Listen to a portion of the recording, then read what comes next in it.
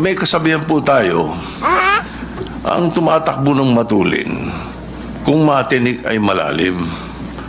Kaya dapat siguro pag-isipan muna natin kung tama ba na bago magdesisyon ang Supreme Court, basta ibasura na natin ang kaso na ito. Unang-una po, Mr. President, gusto kong malaman, yung po bang mga kasong sinabi nyo, unanimous decisions po ba lahat?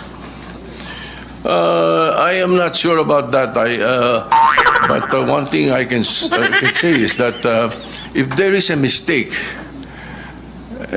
unanimous decision could become a unanimous mistake. Wala pa pong nangyaring gano'n, Mr. President. At saka po tayo, pag nananakbo, ako po ay nakasapatos at saka sa kalsada kaya hindi po ako matitinik. Ay,